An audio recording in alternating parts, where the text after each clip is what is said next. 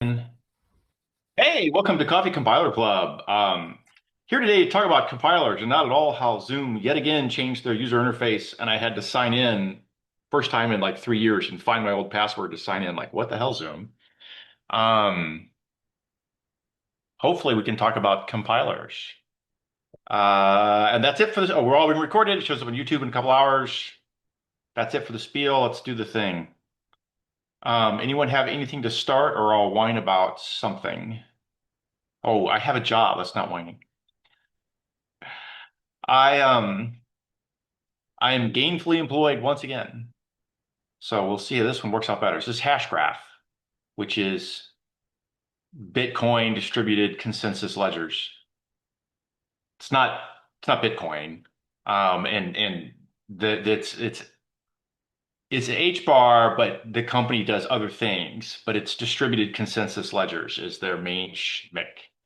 And they do smart contracts and they need, compilation of smart contracts.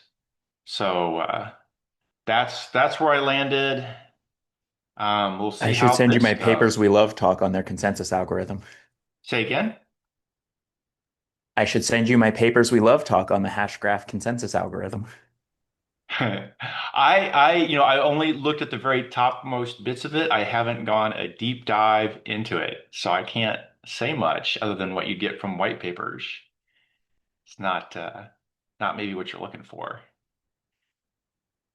And I'm hacking on simple, and that's my wine. Um, let's see if I can do something good here. New endeavors. Yeah, that's the right word there.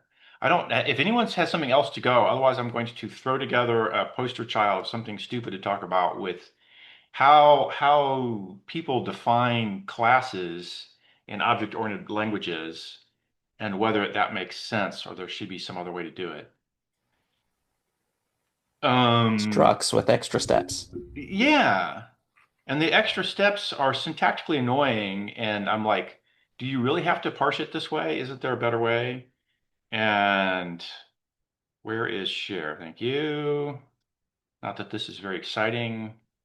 So like somewhere in the world, call this Java, C, or simple. I'm trying to sort out. Someone said struct foo, and implicitly in here, there's going to be a CL in it. Oops, let's try CL in it, and an init.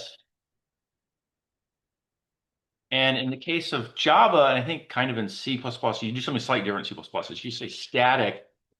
Okay, then this is a static expression, and you can write anything you want here in an expr, but it's going to be run at CL init time, and so it has to be valid at CL init time.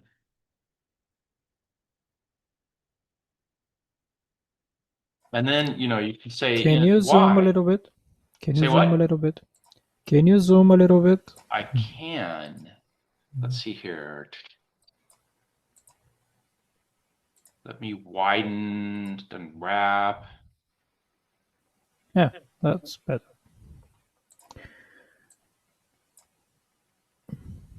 Okay, so what is valid at init timing? Sometimes I heard it z. So, z plus x per. Z is in scope, but not here, right? In which scope? In which scope is Exactly. The in this expression here, um, actually, maybe this is not legit yet. Let's see here. The that would the you can write sort of arbitrary expressions. I wonder if you're not allowed to use local self variables. Like in the land of Java with strong ordering, Z will be set to 0 at the time that you run. Like you're implicitly building an init. Like the equivalence to the above thing is something like, so I'm ignoring the CL init for the minute. I have an int y and a z, and I have an init which says, z equals 3 and y equals 3 plus x per z equals 3. except that implicitly everything is pre-zeroed. So implicitly this is z equals 0, y equals 3 plus, z plus, sorry. So this is kind of what the first leads into the second. He just gathers up all the expressions and runs them in order, including you get the free pre-zero. That's Java. And C++, I suspect you don't get the free pre-zero, so this is just uninitialized memory. But it's valid in scope as far as I know.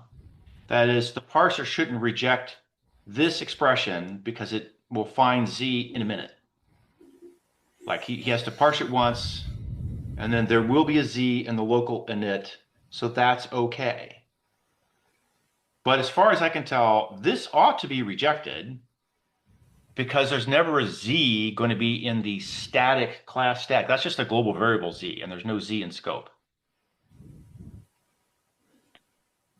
So somewhere when you're parsing along, you need to decide that you're parsing in the global scope, the struct function scope, or you're parsing in the initializer scope. And merely saying, I have a forward reference here, and oh, I found it, that's like trouble. So I can repeat the same operation with all static globals, including for Z, and it would have the same forward reference problem, but it wouldn't have the you guaranteed get an instance of the class foo. So you don't have I don't have a Z, I have a class Z. So here's the same thing. Like suppose instead I had uh struct foo is okay, I have a static int x equals Z plus expert, but now I have a static int Z, right? This is valid. That's fine. Yeah. And again, it's going to be, you get the free zero. And so Z is 0 at the plus expr, and it's in scope. So if you're parsing and you're doing a one pass parser, when you hit Z, which Z are you referring to? So here's an equivalent problem. Oh, look, somebody auto spell checked me. Um, you know, should this be just straight up, hey, I have a naming collision error and rejected? Or they're just different scopes? I'm Tricky. like, I'm like staring at doing proper modules and I want to have lazy initialization of class headers and shit like that. And I've got it all kind of sorted out. So I come down to go parse this thing. And it's like, oh, look at this mystery parsing question. Treat everybody in their own scopes. When I hit So Z, your suggestion is that the second Z just shadows the first. no, my question is, what the fuck? Not do it this way, that way. A answer is to say this Z is in the clinit scope, therefore it finds this Z. And this Z is in the init scope, therefore it finds this Z. And the two scopes are interleaved when written. And this is like standard Java code. You just write them interleaved like this. They're interleaved as written, but they're treated as different scopes. And I'm asking, is this like, do I get this right? Is this wrong? Am I confused? No, that's right. They're two separate scopes. You are writing them within each other. Static is just the way of saying I'm in the outer scope.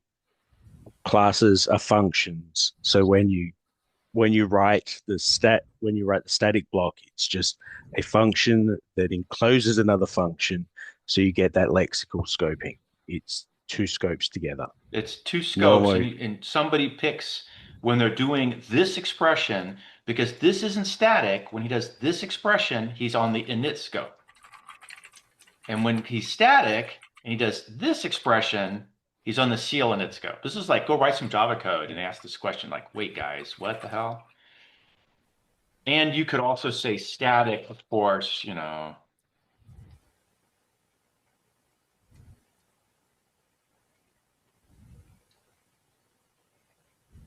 But again, because you've said static, you've named the scope.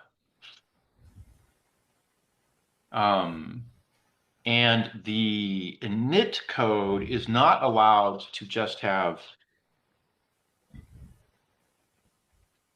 random prints.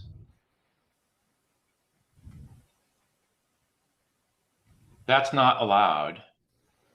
This is illegal. Although it's unclear to me why it would or wouldn't be. It looks to me like it's just more of the same shit.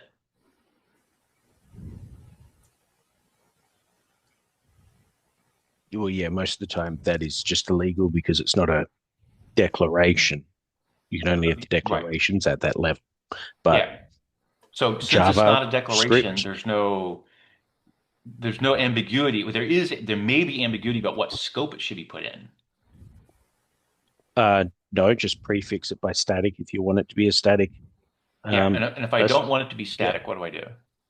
leave it the way it is. There's no static prefix. That's that. If you put a static prefix in it, then Yeah, it gets yeah, I got hoisted that. So I'm out. asking, this is just illegal because I haven't said foo yet. I haven't made a constructor here. Oh, no, it's not actually illegal. It's just generally illegal. In JavaScript, it would be perfectly fine And the because semantics would be in your init for making a foo object. yeah, it just gets run every time you call new foo. Okay, It yeah, goes system.out. Any line, it's basically what you're doing is you're taking any lines that are in the constructor and just saying you can have those. There is no explicit constructor call. right, The right. struct foo just runs. Okay. So I'm in that zone with no explicit constructor. You write expressions and they interleave the two scopes, and I tell them apart, and I throw stuff like this. I was going to throw in the constructor, the CL init, and you don't get something in, and you don't say static. Reversing the semantics of this bit here for just expressions like that.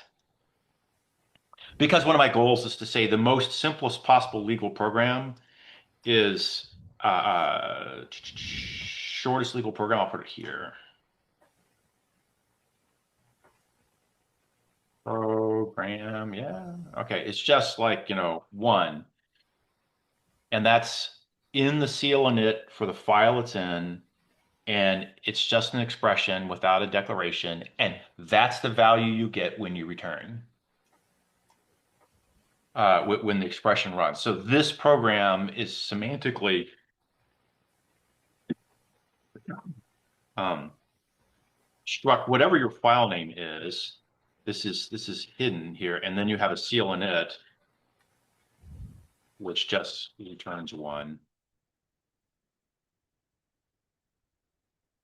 With the goal being that it's semantically equivalent with no change in sort of meaning to have a legal program that has no annotations, no spurious extra things, so that a newbie writing a program in simple just says, oh, I just have to say some code and it just works. And then if I want more structure, I can start adding it. Boom, boom, boom, boom, boom. So when I was looking at this simple whatever, looking at this stuff here, and I'm like, what does this mean? It means if I have random code like here, this is going to be effectively in the CL init.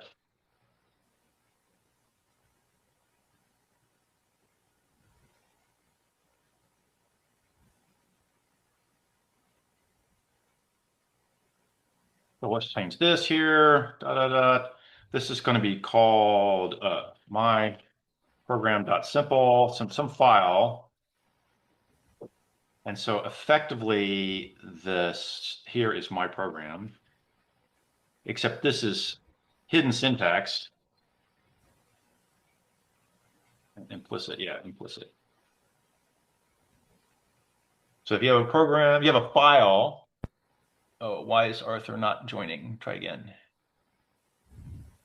Gonna make it this time. Yeah, if you have a file and you compile it, effectively the contents of the file are in struct file name, and then any code floating around is semantically in the CL init. And the goal of that whole thing is just to say I can write a super simple program as a beginner, and it just does the obvious thing.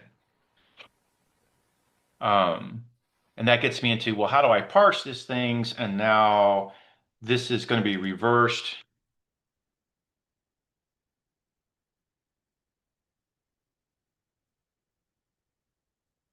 And then I don't have any way not legal and simple here. I don't have any way without a constructor object, without a constructor function. So I haven't sorted that yet. When does the static block run? During class initialization?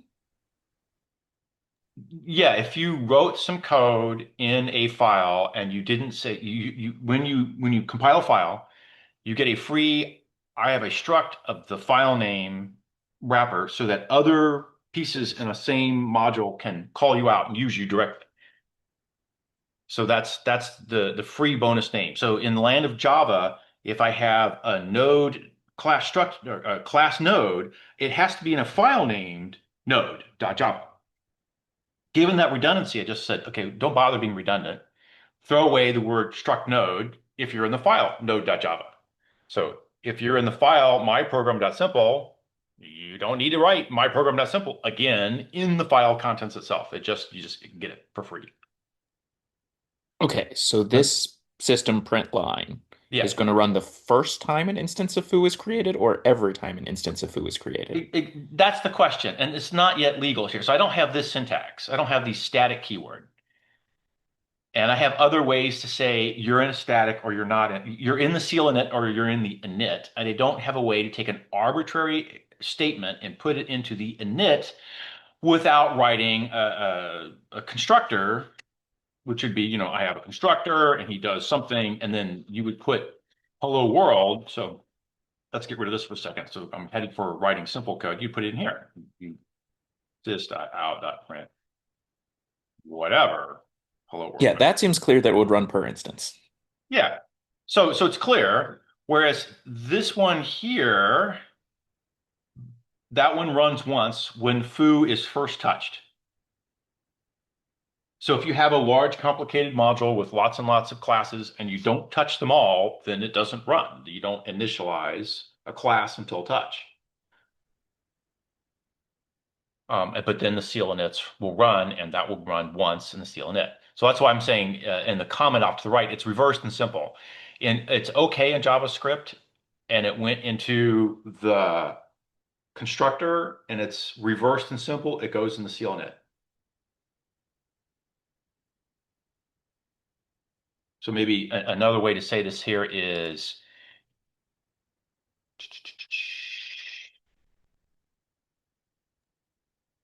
Simple makes a distinction between the object in memory that is the class and the object in memory that is the instance. I'm sorry, what now?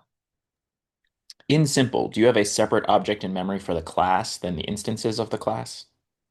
Yeah, this is the new thing. I'm trying to get a module system going. So one of the things I want here is I've long known I was going to do a thing that would hold on to all the final constants. So if you have a final constant value, it's the same for all instances for all time.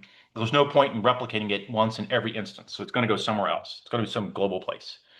So you have one version of a class object for foo here, exactly one. It's just a namespace separator, and it will hold on to final constants. Like all functions on the planet are all constants. So any final constant goes into the clinit. So for But you don't instance, plan to put mutable state in the class objects. yeah, so to put mutable state in class objects, you have to have a keyword like static to tell me that you want something mutable. For me, if I have something here, a constant equals a final Right, but that feels constant. like a very different model to me. Saying I'm going to hoist a bunch of static stuff into some static place Mhm. just feels like a compiler optimization to me. Right. So Saying the class is a object that can hold mutable state is a new mental model for the developer for your language. it's yeah, right. And that one is one I'm wrestling with as a thing to include or not. Because up to here, I haven't had such a thing. And if you wanted global variables, you just wrote them at the global scope level. which I don't have any, haven't had any nested files or modules or anything. So what really was file global, which really file global, but not a collection of files global, like a module. So now I want to have a state which is global across some larger space. And my rule for that one at the moment is going to be uh, you have a fully qualified path, just like you get out of Java, that says, and then it ends in a variable, and it's a global because you can get at it from a fully qualified name, and it's mutable. And such things are useful. I use them all the time. But Um, but why are you trying to put it into a struct? That feels Hmm. like you're trying to solve Yeah. a problem that you caused yourself one step earlier. right. Um, this is the final. I was trying to finish this one up here. So I'm looking for a namespace to orient, well, to not have every global be all at the flat global namespace. It just gets too complicated. Namespaces are useful. Yeah, then why don't you Hmm. say namespace foo curly braces Yeah. open, put your static stuff in there, curly Hmm. brace So I've said close. struct foo. That's Here. equivalent in my head to saying namespace. Yeah, but That you're mixing all the different Yeah. lifetimes in there. Like, Yeah. Yeah. what's the benefit of having like one structure where you put in member fields, static Yeah. variables, global constants? Yeah. It's like I'm not seeing any benefit of okay? doing that. Right. So okay. So let's get here. I'm starting from a place that hey, Java's done this for 25 years. It's worked out well. I wouldn't So say it. no, no, It's no. like, I mean, I can have a look at Scala and say that's 100% a superior approach they're taking. It's like there's no qualifications in there. Yeah. It's superior to Java. Why are we doing I yeah, wouldn't why are we trying to copy I Java wouldn't in claim 2025? Scala is superior to Java in that No, sense. and that No. No. exact instance, the exact Yeah. instance Scala picked for that problem is Yeah. superior. There's like why are we even discussing the Java way? It's like Can you write the The example in Scala. Java so I can see what The it looks like? But I've the worked with people who've done Scala, and I've done a modest amount myself, and I would say that overall, it did not appear to me to yes, be superior to Java in any but interesting this way. design decision, this is a solved problem in other languages. uh, That's Okay, completely solved problem. we are envisioning the object, the companion object, and in the companion go. object of foo, you define all the statics, all the global for the object.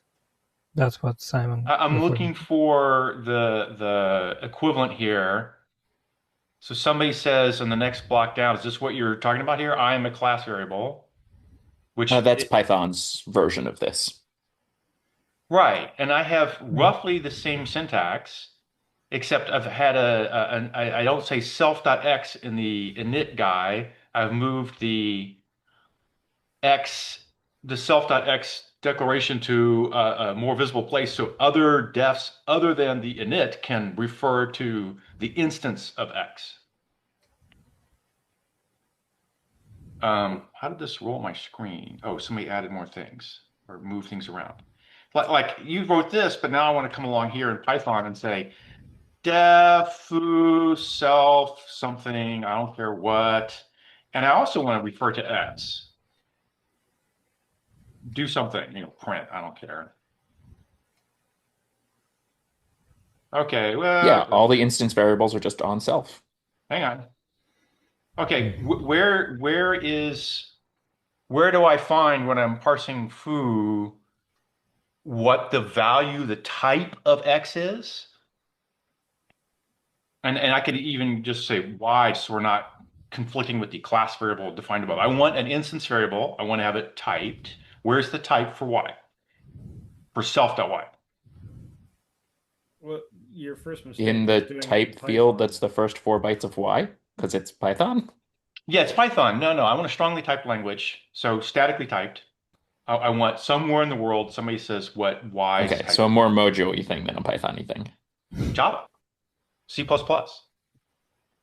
Somewhere in the world, there is a thing that says it's a y.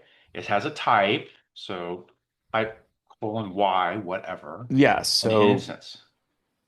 The Python-y philosophy of that would be to look at the init and see what the state of self is at the end of initting. And all the variables that were created there have whatever types they Okay, had okay. when So init right. returned. So I'm not trying to write a Python flavored thing. So I want to have a static type for y, which I can infer from an assignment. Right, but your init function has a return value, which means it's pinned down all of the fields that are in the self at the end of init. Um, Essentially, init returns self. right. Yeah, that's what mine will do too. And you're saying But at the end these of two the things are self unrelated. function, what is the type been assigned? The variables themselves are announced in the init and assigned. And I don't want to say self dot to write it all the time either. That's But how is this related to the static well, that's what I function? was trying to get at. Somebody said, you said, hey, let's break up the static space a different way. Somebody wrote the Python code. I said, oh, must be Simon trying to tell me this is how it's done. And no, it's Aaron telling me Python does it this way. And okay, wait, I don't want to do it the Python way. I'm looking for a static type somewhere for Y.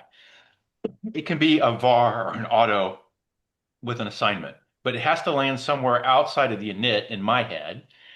And then you may have an init and you may not, or you get the default init like you get out of Java. If you don't do anything else, and if I scroll back up here to look at the Java version of things, well, I'll get, there's the type for Z, and I get an init. Now, separately, there is, can I break up the namespaced things that are in the global once only from the instance things?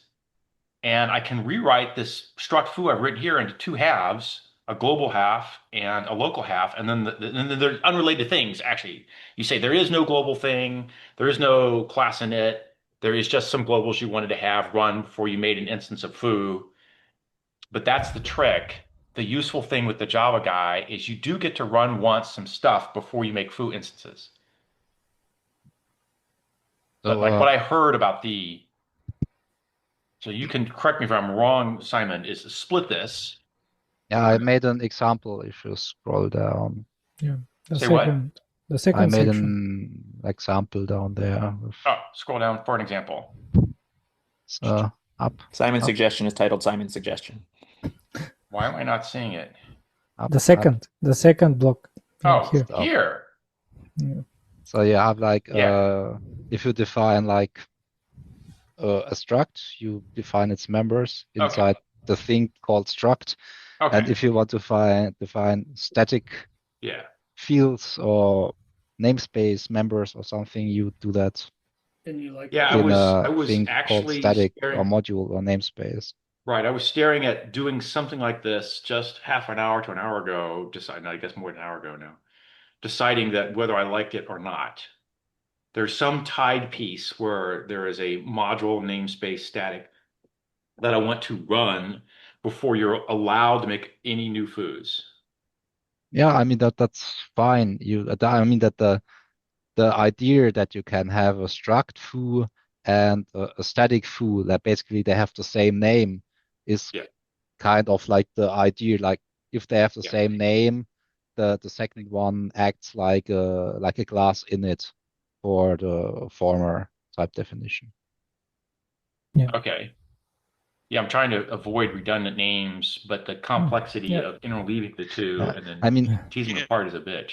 yeah, I mean, even if you like completely ignore the implementation benefits or the technical motivation behind it, um, simply the user experience or like specifically the reader experience, if you're reading code and you don't have to guess anymore, where do the static members come from? Are they first? Are they last? Are they before the fields? Are they after Yeah, are the right. static methods? Are like Right. They're that's scrambled that's around. like Yeah. that's like a concern that simply stops existing. It's like you have like a type definition that only contains the dynamic members of that type, and you have like a static definition that only contains the static parts, and that's it. It's that Right.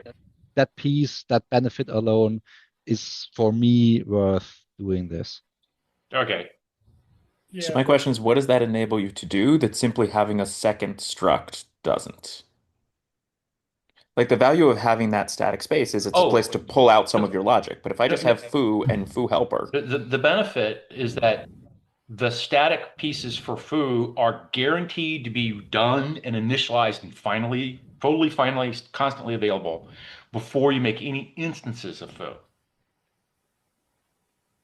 So suppose I want to have a global value numbering optimization. I need a common hash table that everyone's going to use. I'm going to make a hash table. It wants to pre-exist, not yet initialized, not be null. It's guaranteed there available. Then every instance of foos can say, foo.check the cache. And they know the cache is available and it's ready to go. So it lets you define all your singletons that all your instances are going to share against. Right, so there's too much syntax going on for singleton, struct, foo, helper kind of things. I'm looking for the names are the same. The one thing that I'm pulling out of here that I'm likely to do is change Simon's suggestion slightly to match my other criteria, which is if you just write some bare code, it just executes. That would be in the static. But if you want to have an instance, you have to say struct foo, which is everyone else on the planet does. So why not? But then I have the best of both worlds. If I just write code in a file and I run it, it just runs, just like a shell script. Yeah. But if I put, can you scroll down? Can you scroll down to the next section? If I think I got that right, you get the full scope. It will be the static scope. You won't be needing to define the namespace here, but that would be the static scope initialized by default, and you put your statics outside. You of mean the that the foo would then be like the Yeah, lowercase foo would be in the scope of the uppercase foo, or would be in the parent No, scope it of will that? be in the foo.simple scope. You will get the file name dot simple. Change this to Baz so there's no Baz, name. okay. Okay, and with your approach, Theodore, the struct foo, in which namespace would that be? It will be Also like in foo.simple. I have a take on it if Theodore doesn't. Right? That's Yeah, like go. So I say I think that's fine. I think that's fine because if you refer inside that inside the foo scope to the statics outside foo scope, that would be fine. That would be legal because you have only one bus and you have a reference here into the instance. You have a reference to the something static, so that should be legal, I think. So if you wanted to import the bus method, it will be foo. Yeah, it will be foo.bus. If you want to save the keyword to defining the scope twice, it will be the scope of the file name. The file name will be the namespace or the object in Scala. If you have like the same member or function inside struct foo, how would you import that? That's the core question I have regarding the scope. Say again, Simon. If I have what? You don't import that, Simon. You have foo. So if it's inside foo, then you have a foo, and you call that on a foo. You can't call a member of foo if you don't have a foo. Right. Like I can't get food out. I have to have a assuming that you have no static. To the object. So it's very C++ and Java like. Okay, then let's not do the methods. Then let's say you have a nested class. Yeah. Called lowercase bus. Like how do the imports differ between? Wait, you want me to do a nested class here? Yeah. Struct and what? Lowercase bus. And how would the import? This has a name conflict with the one on the outside. Okay, that's fine. Okay, bar. We're shadowing at some point. Oh, yeah, that's shadowing. That's just shadowing. So you have to. Okay, so in a sense, the static base lives inside the struct foo or Yeah. in the file No, the foo. static That's Mm. true. baz is outside the struct foo. It But contains the then, struct foo is inside the file scope. Which is what I wrote in the comments. There is a file scope for foo simple which includes the static. Yeah. And then the foo It, instance it's morally equivalent, but instead you define the object like here as a companion. You have the file name to be that namespace Mm. in which you define your statics, and you can save a few keywords. I agree with Cliff that defining that twice is the defining foo twice, once for the instance scope, once for the static scope, let's say, or the CO init. It's kind of a cumbersome if you do that too many times. You have to constantly define two names, once for the static scope and once for Yeah, the I per don't like instance. I'm just but on the other side, you can implement interfaces. Hmm. well, interfaces are a separate thing. How it And starts? Yeah, I have an how it answer for starts. interfaces already. I think I No, have an but answer I mean for your module or your static or whatever you call it, that one can implement interfaces. So you can Oh, have like yeah. a singleton value that Mhm. implements some interface. Yeah. He means static foo can extend or implement something some I face here. That was he. What is Did the I got win right of there? having this static space over just saying all data inside an instance of a struct is instance data, and anything that gets pulled into a global static space is purely a compiler optimization because it behaves as if that was just well, many, many times replicated instance data. that was what I was doing originally for simple. And I decided that it would be nice if I could have other computation or variables at the larger scope than just final constants. So the compiler optimization will happen anyhow. So that one just says if I'm inside struct foo here and I want to Mhm. say I have a function, value function is equal to value function is equal to okay, there's an implicit self and x plus y or z plus y. This is implicitly self dot or this dot. And that's a constant because it's a function code, and it's a final constant because it says value. So that'll get moved off into the class field. That'll get pulled out of the instances. You won't have a field in the struct foo for the function. You have a field for x or for y and a field for z, but not for function that'll move off to the class. So But that's a compiler optimization. it takes self as a parameter because it operates on that, right? So say again. Sorry, when I But type, I can't. Yeah, here, yeah, it takes self as a parameter in one way or another. yeah. Yeah, so because it's defined inside the struct, there's a hidden self. So I'm not requiring you to write it, but you get Mhm. a hidden self. So I mean, then the question where you place it is not really. It basically depends on whether you do dynamic dispatch or not, right? Because Okay. you can pull out all function definitions into a static environment and be done, right? I Yeah, mean, that's correct. So moving But you it can do that to without creating a new namespace. You can do that entirely under as if. that's correct. That's correct. So the reason to think about it as it's being moved to a class is so if I do dynamic dispatch, which is a thing in my head that will happen at some point, struct foo will pick up some sort of runtime type info, a vtable, that we use to use static dispatch, for which the Mhm. collection of functions that get exported out to classes are now arranged in a table that you can do the efficient table dispatch. And if I I take think one of my instances and try to replace that function, what happens? Uh, you mean if you just go to your instance for a function and just rewrite it like you would do every day in C++, I'm missing. Yeah. I create an instance of foo that's, my foo. Yeah. And I say my foo dot fnc equals lambda some new behavior. Oh, this is a value. So Hmm. you're not, it's not a variable. It's a You cannot val, change. so it's a final assignment you can't modify. On purpose, that's what that's specifically for. Yeah. You said here, I said new foo dot function is equal to null or some other function, equal a new So thing. why do I need the static scope? Why don't I just say, well, if it's a val, it goes off to the Because it has to centralized be a place, and if it's a constant var, it val. doesn't. It has to be constant.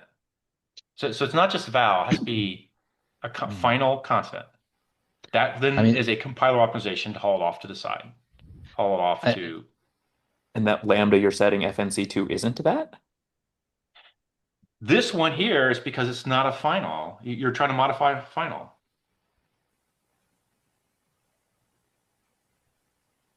Right? If over here I come through and say, I have a variable function too, and it's equal to something, then later on in life, I think we decided that struct baz was not exciting. Somebody else has some code, some other thing. Well, down here, I can change function two repeatedly. It's a variable. So it has to be a field in each instance. Every instance of foo might have a different value for function two. So what are you getting by adding this extra scope that is the class scope as opposed to the instance scope? Oh, down here I have things that are useful in for all foo objects here, and they could be above or below. I don't care where we put them in the file here, but I have a value pi, oops, pi equals 3.14, and then up in here somewhere, I'm like, oh, I could do, plus pi. But I don't need to make the pi a static. Where Yeah, does, no, I don't want a version of pi in every instance of foo. yeah, statics are really, really useful if you need to keep track of every time I make an instance, increment a number so that each Yeah, instance has an ID. right, Hmm. If exactly. you've got static variables inside of a function, they're used everywhere and a lot, and having to take them out into another class means that you're losing that ability. You're losing the ability to Right. hide. You can't mark anything as private and say, no, get out of this. This is my data. Don't touch it. I mean, there's like So on only it's only useful to have a static scope if it's mutable. Otherwise, you could do the whole thing with as if. Yes, oh, definitely.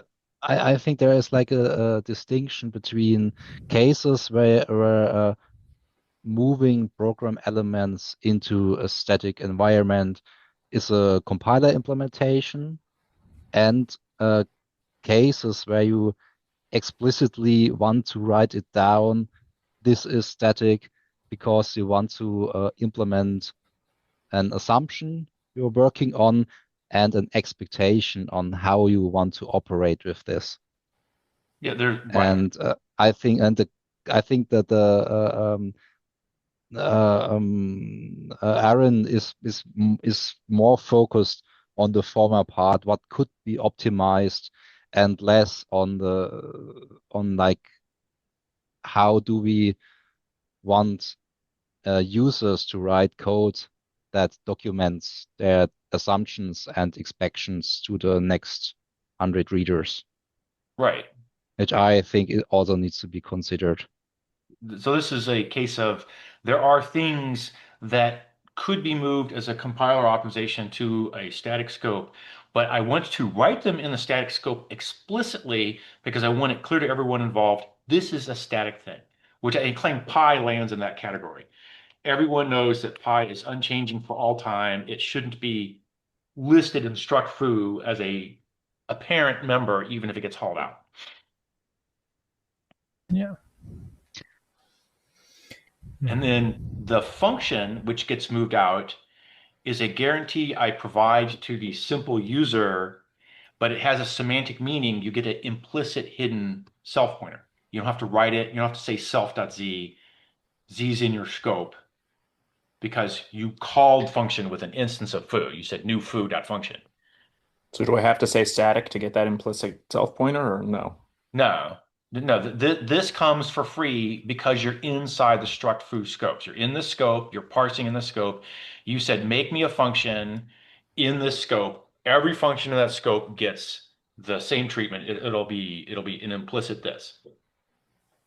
And then we can argue about whether I want to have like anonymous functions being used to construct other functions or whatever as a fine-tuning operation.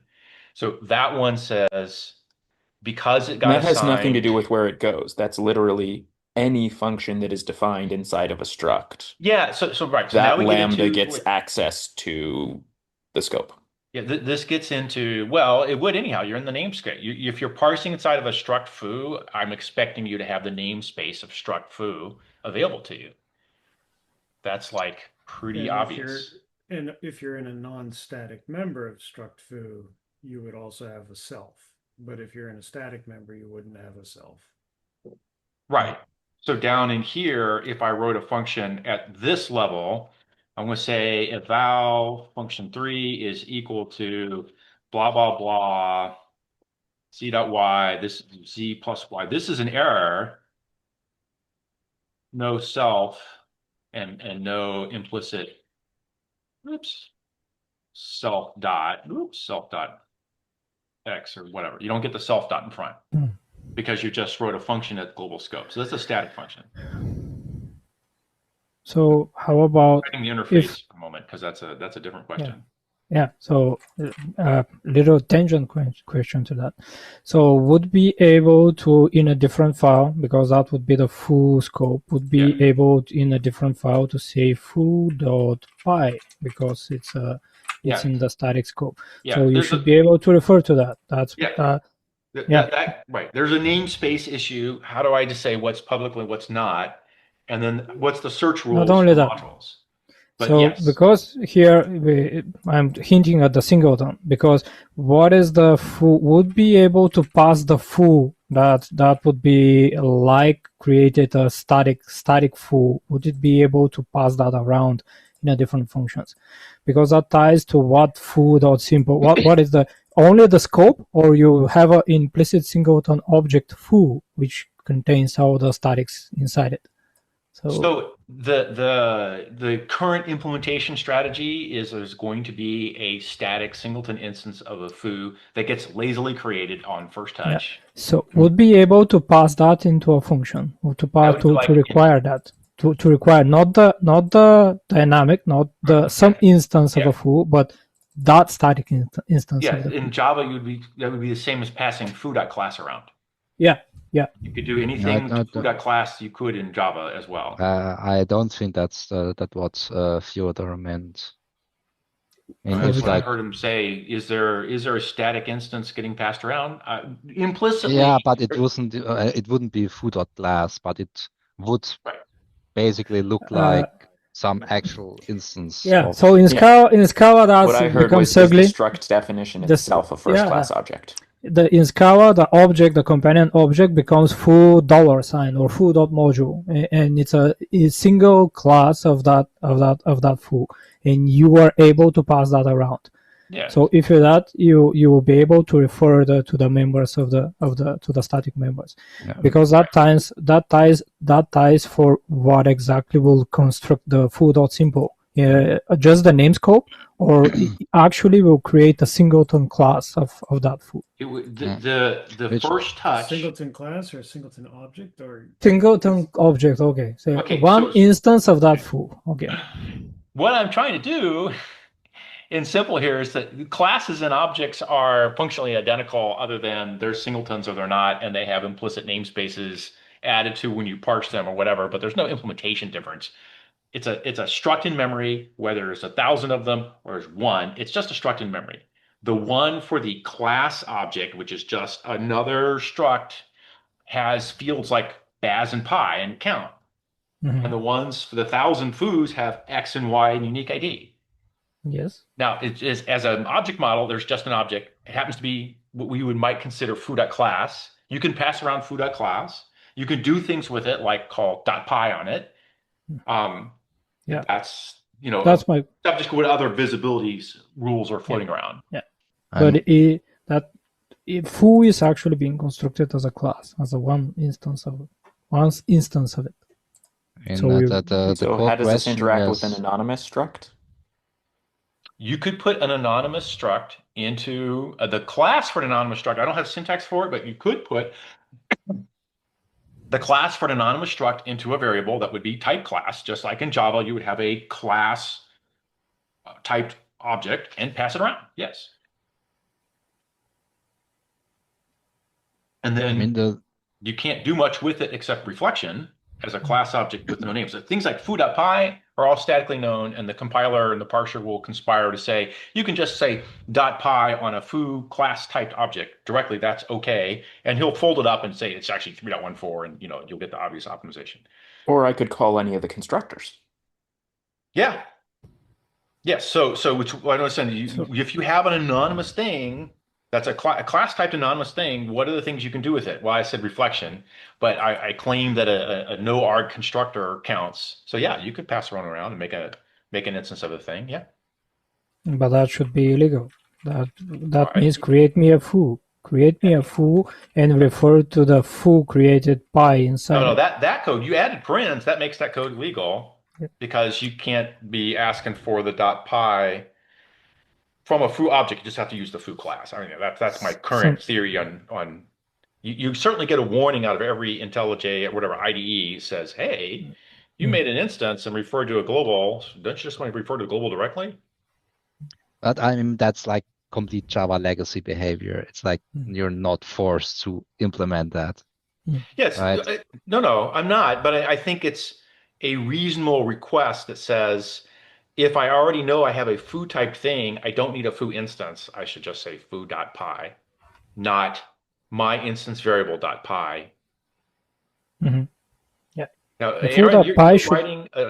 You should take that example to a new code block because you're writing an anonymous struct all the way, and you're heading into terrain which I suspect, or I have vague ideas of what I want to do with it, but I'm not settled permanently. But yeah, you should be able to make an object as a struct like that, and then turn around and do something with it. So, okay, to recap, by default, you'll get the name of the file will be the static Class scope. name. The class name will be the static scope. It would be constructed for your scope. And I would say if you want something complicated, the static foo actually to extend something, you define that then. So it will be static foo static. Oh, sorry. Oh, whoop, good. Where did it go? Where did it go? No idea. Oh, okay. It will be static foo. Hear me. Here, static foo extends or implements some interface, and then actually it will be required of you to move all the static members inside because that is what is becoming the static scope right now. If you were to do it that way, so I wouldn't do it that way. Right. I have some other syntax, so I just wouldn't get the move your things around. You could just throw them on the struct declaration up here, and the foo struct it's whatever extends. But that's like completely that's a completely different thing. That's what I wanted. That was my point earlier. It's like whether your foo static instance can implement interfaces on its own. And that's basically the question. Whether the foo static. Yeah, that's the question I think Timo had when he asked, "Can you pass foo around?" And my point was, no, it's not foo class. It's like it's a class object. Singleton value. It doesn't implement any extra interfaces. It's a class object. It has a well-known, well-spec'd interface. Okay, so if you can't, So if you implement the read interface, because that is the static class which will contains our and if you can you pass that object to something that requires a read inside it. Can you pass the object? So at the moment I don't have any reasonable concept for what it means to have an interface on a class object. Instances can have an interface. And I don't care. Class objects, I suppose I could go there, but then I have to get to the syntax like what you did there. Some syntax to say, hey, I'm implementing the read interface. Now, there could be some class interface or whatever that everyone implements anyhow. That we just tell you classes also implement the following. serializable Just or I whatever the missed fuck. a just step. What allow is the static. definition of an interface in simple? Okay, back up. Uh, Ben, I think, was first, Yeah, vaguely. yeah. Just allow static in the interface declaration. Anything static is then a static method on the class. So when you've got the class, you have access to all of the static methods in the interface. So you can ask for something that implements that interface. All right, start out with that again. Just do what? I'll write some code. Yes. Mm. There's Yeah. a lot of code options floating around here that are being mutated kind of constantly. Okay, Aaron, what are you doing? Should I scroll for your code? I was asking what the definition of interface was in simple. I don't have That's not a one. term I've heard in the simple context That's before. correct. I don't have one. So I will probably get to static typing, which is, static version of duck typing, and then add nominative, like I was doing with AA, and then just add nominative as a way to restrict yourself to names only if you want names, but you get duck typing by default. As long as there's an efficient implementation possible. Then there's a syntax. Where the hell do you put these things? And I gave a syntax there, extends bar. That same place could be implements iface. Um, but that's not on the class, that's on the instances. So I don't have any. The module system we're working on will have effectively nested classes and parallel side-by-side classes with friendly, read across each other, but no yet vtables. But they're coming. They're just not in this chapter, which, given the rate I'm doing chapters now, it'll take a while. I wonder if you want simple to sort of stay tight to the concept of structs, if you could simply have an interface be a struct. And when I say struct one extends struct two, what I mean is the first struct has all of the fields the second struct has, and they're the same type. Um, That I've essentially made a prototype struct, and I'm like, oh, it's right, got to have an int right. latitude and an int longitude, a float latitude and a float longitude. I hear you. I And then I that's make my position maybe that's got latitude, longitude, and altitude. And it just implements lat long because it's got a latitude and a longitude. And the fact that it's also got an altitude is irrelevant. like in that particular example, how is that different from just classic vtable based extensions? The It's not, it's just a way to get to a place of syntax of when you want to define an interface, you just make a struct. And the struct that's implementing the interface has implemented the interface if it happens to have all of the same names and types. Well, that's my static typing or duck typing statically. I If you mean, like happen to Go did implement, something like that with their interfaces that you just said, okay, here's the list of functions that you have to have on you to implement the interface. And you don't have to explicitly say, I extend this interface. right, exactly. So if you So now have, I have a function that I wrote that takes a lat long, and suddenly you tried to call it with your latitude, longitude, altitude object. And it okay, would go, oh, yeah, you implemented my interface because you have yeah, all the types that I need. yeah, that's what that would be my starting point. Yes. Called duck typing, and it's fairly common. I'm sorry, say Right. again. You're very Except quiet, you Keith. add extends as a way to make Okay. an assertion that says, Yeah, hey, Yeah. sure. for this particular type, I'm explicitly saying if it does not implement this other type, then that's an error. So, Yeah. Cliff, I said that's what's called duck typing. Well, it's the static version of duck typing. Like Python does duck typing. You just knows types or the types are checked. Structural typing. So Say static version of that typing, that's structural typing because you just structural rely typing. on the structure of what you have. Oh, I was saying static. I meant structural typing. Yes, you're correct. Yeah, structural typing is another. Duck typing is a flavor name. Structural typing. So I'm going to start with structural typing, and then nominative typing after structural is a sort of a trivial thing to implement in the typing system. You add a cookie field that you required that would make you a lat Right. long You're adding actual. constraints that the compiler can check for you. Yeah, it puts in an easy type constraint the compiler can check for you. Yes. But I'll start with structural typing when I get there kind of thing. Actually, I should be fairly close to that now. I haven't tested, but I think I'm there. And one of the things that I have with structural typing is I'm also going to declare that field layout has to be the same. which generally means fields have to be listed in the same order. And of course, once you start doing structural typing, you start thinking about, okay, can I make a nice switch statement that which logic I go down is based on which structure I match first? Um, What yeah, about but that's types then? right. That's the next piece of I don't have a cast operator at the moment. But that can come, right? So that it gets into like you have runtime type info, which gets into I have essentially a vtable, something I can implement a vtable out of, and I'm not there. So that's coming. I was just starting with what's the file scope for modules? Da-da-da. Just to be clear though, what Aaron was saying, which I have to shit upon, is typeless languages you have to switch or match on everything because you don't have a type to hang Yeah, that functionality off of. When you have a type, you can just hang the functionality off of the type. right. No, I'm strongly typed and statically strongly typed. So the runtime typing from like vtables and instance subs and such is a thing to come down the road after a while.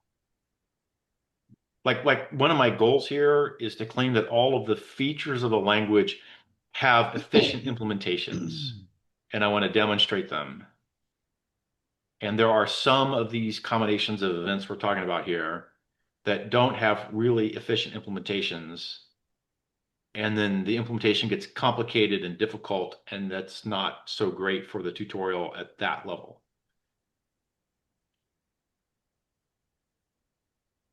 And really, my driver here was that I'm compiling all of my standard library, and my tests since chapter 20 are all compiling all of the standard library every time, and it makes them slow. And I want them to just pick up the standard library externally. And that means I need external linkage. And that means I need some sort of module for the standard library and module for the test case. And so that's why I'm in a module system game. What are you doing with your switch cat x.bark? You stopped on your anonymous struct thing, which, by the way, probably works directly. I'd have to syntax you to not You have an think that just anonymous works? struct. I was just thinking the stuff that is often convenient once you have a nice structural typing. Oh, yeah, right. I don't understand this example. I'm switching on my cat and it tries to do bark and it doesn't work. And then it tries to do meow and it does work. So it's like, oh, clearly you want the second option. But Oh how is God. this related to the struct int A, int B No, thing? no, it's unrelated. These are Oh, two no, unrelated that was a things. separate idea. Yeah, pattern matching is very, very good, and please put it in everything.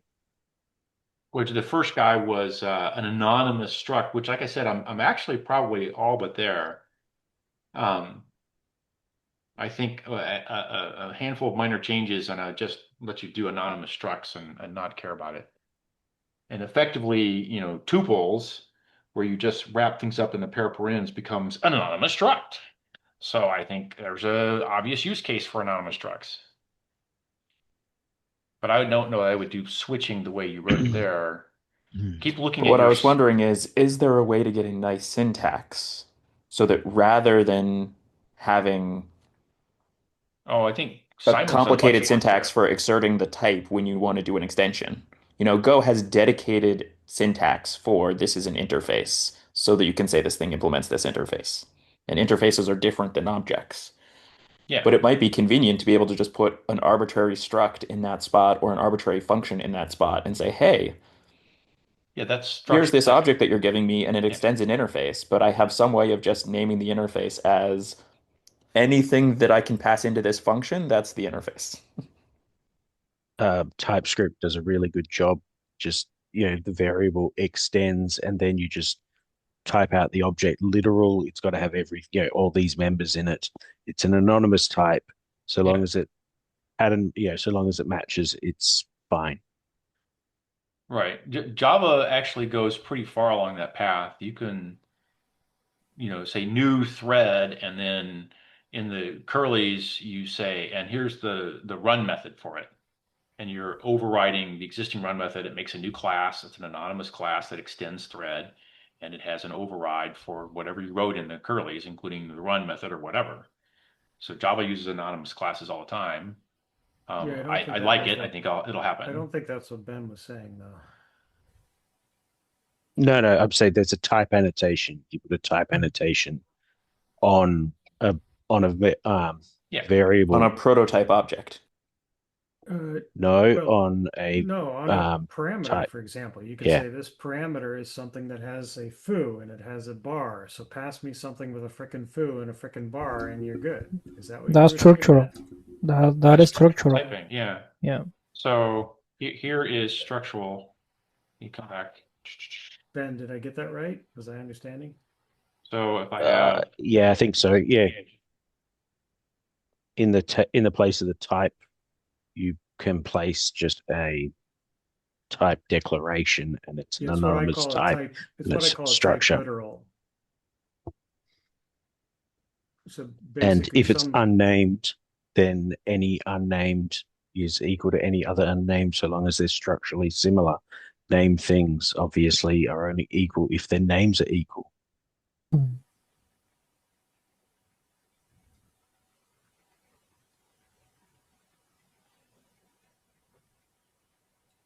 post dist1, dist2. So dist2 will only take a point. Dist1 will take anything with an X and a Y. Right? Let me go ahead and put a, what here, auto, whatever you call it.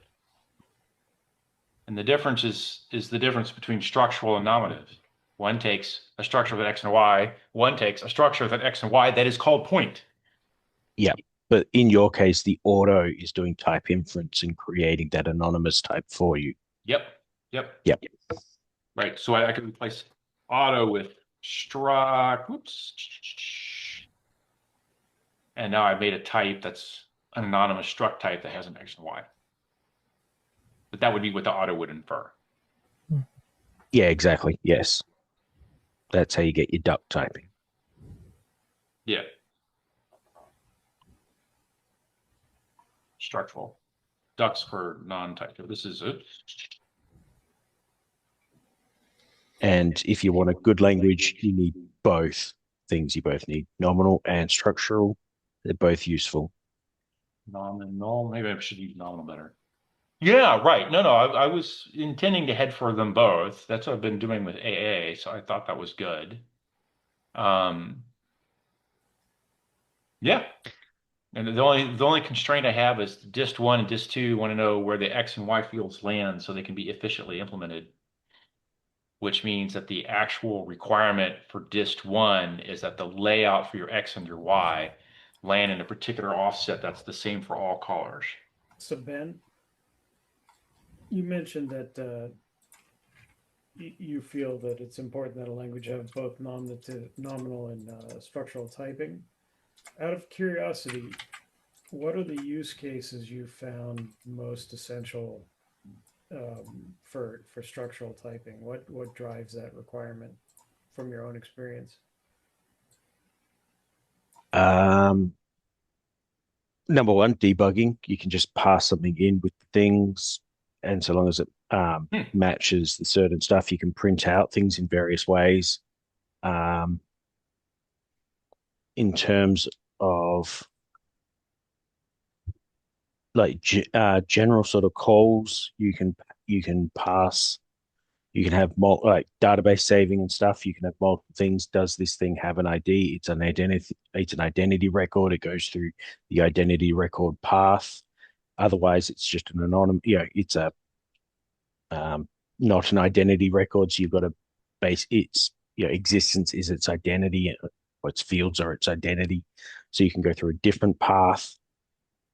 Now, for a language like Java that has interfaces, you would normally use just interfaces to represent those things. So in a language like Java, which Cliff is obviously basing simple to some extent on, with that interface capability, do you still need structural Yes. typing and why? Yeah. The Yes. answer to that is you can define the structural types as a parameters. You don't need to define the whole hierarchy. So Right. the But that can be structural just an type anonymous interface, right? is Yeah, okay. So the main reason is because when you pull in somebody's library, you are unable to attach additional interfaces to their objects. So No, I instead, love it. No, that's actually my yes, answer. I'm with you. I wanted to right. hear if anyone else had the same Mm. pain point. I was Say, actually It's trying to really think of where we use it in now. Just loaded up the code base, done a search, and gone, oh No, yeah, that's bless you, right. my We use it child. there You've because just you made can't my say. day. wait. Let Cameron go, but you're very quiet, so I have to be very quiet to hear you. Oh, sorry. So what Ben is saying, and this is actually what caused us to add structural typing years ago in the design, is that someone's built a library, right? And it's I don't want to make this personal by bringing names of people we know into it, but let's say they've built a library and they've got uh, uh, so you have two different libraries. One of them requires something to be of an interface, and the other one has to work with or without that library. So it can't because it has to be linked, for example, in the absence of that library, it can't be importing, it can't be depending on that library for that interface type. So if it can implement that interface without actually having to link to hard link to that interface, uh, so it can implement a type without actually having link time access to that type. And Right. that's where structural typing comes in super useful, is when you have dependencies across library boundaries that aren't guaranteed to be satisfied. Right. Okay. Sorry, I wasn't prepared to explain it, so that was like the worst Right. explanation Replace ever. my distance Right, calculation because with if I say this is acceptable because you have access to a particular symbol, then I have to link to get the symbol. yeah, right. Whereas Yeah. if I say it's compatible because it has a particular structure, I don't have to link with you to go find some symbol somewhere. I can go grab that I structure. would say Whether that symbols structure are is a bad. structural typing or an explicit name, like I could type strings into my code if it's just a matter of it has to have the same string. Symbols are a bad idea. For Oh, external Ooh, symbols now that or we can have a what? conversation about. Should there no, be no, no. symbols in a language, or is that a bad idea? It's a bad idea, at least to me. So no, no, not external symbols, Cliff. You define a struct, and the struct has to have the particular symbol inside it in order a definition symbol inside it in order to match, in order to be called by the symbol, not by the variables. But variables are symbols. Yes, but uh, It, what I heard is a symbol that should have an X and only X, not anything else. So we show you. So you when you pass the anonymous struct, you can call it with the anonymous.x or .x. I don't know how you would refer to the anonymous the p.x. You have to pass that. But I would say that raw symbols are a bad idea. Let me qualify that. I have always been a bit uneasy with the structural type part, and I always had the thought that because the main benefit from my perspective of structural typing is on the modularity level, as Cameron said, I was always thinking, but I have never tried it, of saying, okay, I don't have like separate syntax or anything separate for structural types, but explicitly for the modularity concern, I can annotate interfaces with some kind of inline annotation or structural annotation, I don't care, that instructs that when you build your libraries, the compiler to inline the interface definition from this external library into your own library, so that you are not that so that you don't create a hard dependency on that external library, but have just this snippet of how you expect your optional external dependency to look like inlined into your own so library. under that model, I'm just going to repeat your words here. You're saying I have as a dev of my own library, I have a dependency on having some external thing that I need to have present, but the resultant .o file, .class, .object, whatever, doesn't need it to be usable by somebody else as long as they don't call that code. If they want to call the code that has, in my case here, suppose point is another file, and I have a replace distance with some horrible calculation like a logistic regression or something. So I want to export my logistic regression. It needs an X and a Y. If I put point in, that's going to be okay. I'm about to head the wrong direction here. So sorry. If I have the code that requires a point and I have other things in this library and I build it and then I hand it out to you. If you never call the logistic regression, you don't need a point object. And you can link against the rest of the library fine. But the dev needs to have the point object for his logistic regression. Is that where you're headed here? Like I've used a nominative point. I got it from some third party. It's in my code it's in my compiled code I'm handing out. The caller doesn't need that third library if he doesn't use that third library functionality. Yeah, I mean, I think what you're describing is basically what Java does with like lazy linking, basically, of saying if you're not using the symbol, it's fine to be missing. And I think that gets closer to what I had in mind than I thought when I started speaking. So, but the only benefit of my approach then would be that it would be probably more explicit in terms of saying this can't fail silently at runtime, but I have like this. It doesn't fail silently at runtime, but it fails at runtime. Yeah, it fails at runtime. Yeah, somewhere as you run it kind of sums up says, I can't find the dynamic linked library containing point or the Java class file containing point. These things do fail at runtime. I would say I think that it's pretty taxing to the compiler for the structural typing, because if you start intersecting a lot of functions with hash structural typing, that would become cumbersome to find exactly. No. I do think that I don't know for sure. You mean and implementation? So if you start dealing with a lot of structural types inside it, I do think that can become cumbersome to figure out. For me, the structural types are the thing, and nominative is actually structural plus an extra field called magic point. To reiterate, the structural types would say you have to be at least that. Yeah. But if your interface, you have to be at most or exactly that. Yeah. And that is the restriction here. You lose the restriction that because it can be anything with that. So it doesn't matter what it is. So it's kind of more generalized. Of these kinds of structs, that for all my struct types has this open Boolean. And if you're an open struct, you allow an infinite number of other fields. And if you're a closed struct, you don't. Yes.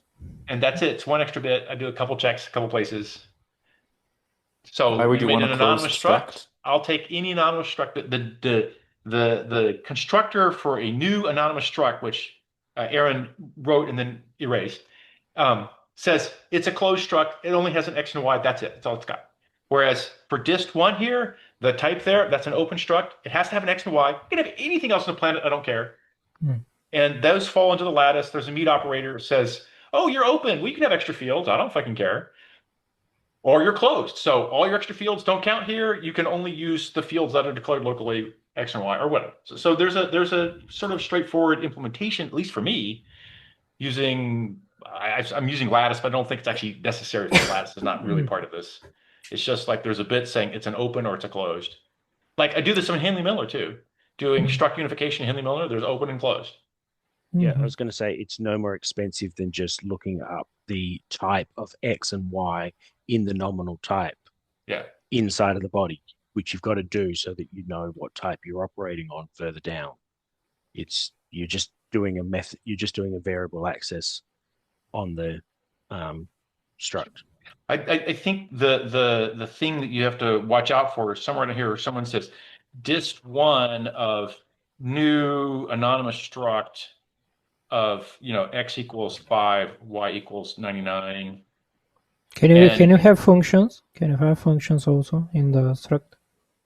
yeah, Anonymous struct this you is have to this be. is a struct like I was doing just above. Mm-hmm.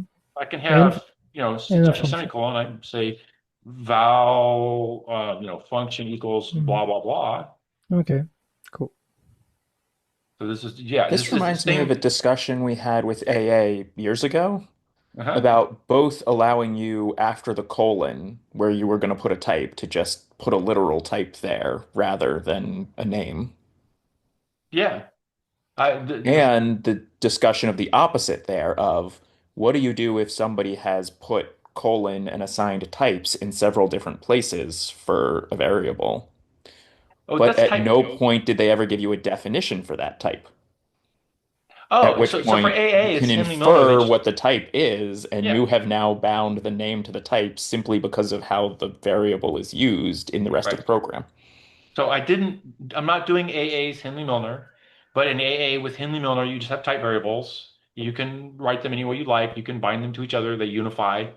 And then eventually somebody uses the type variable to make something concrete and has requirements on it, and it resolves to whatever it's going to resolve to. Right. And the place where that's really nice is I don't write any types and I'm just working and things are going well. And then I Yeah, get some monstrous error yeah, message where I've got right, this type that's got 6 levels of nesting of structs in right, it. right. And I go, okay, Yeah. I'm going to start adding names to these types now so my error messages get better. Yes, right. There's a solution. You don't have to write type annotations, but they make a great programmer intention, you know, comment, right? It's a fantastic way to write your intentions. Not necessary, but Particularly for types that I've named but not defined. oh, I'm sure. This Well, I don't know takes what define whatever in came Hindley out of Miller. this library. There's no Okay, but I'm going to define a give a type. name to that. Hindley Miller is no define a type. There's only the constraints of unifying all the different uses. In AA, I can't define a type. I can't say, hey, my type is a struct containing an A and a B.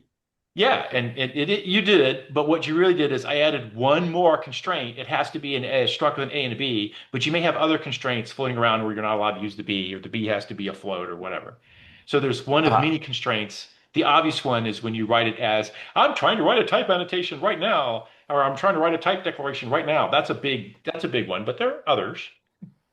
okay, And so I write my lat long and say it's got to be a float latitude and a float longitude. right, And right. then when I turn it around and I ask the compiler, what is this thing? And it says, oh, it's a float latitude, but there's an assertion that will blow up on you if it's not between 180 and negative 180.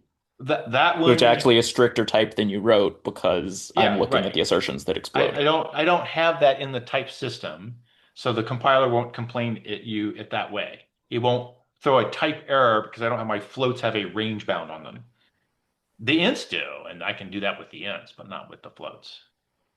But it'd be an interesting distinction in a type system to be able to say either at this point I'm going to check that it's not 0 before I divide, or this number gets divided by at some place, therefore it must not be 0 in all places. No, I don't do it that way. I that's the C++ undefined behavior going backwards in time.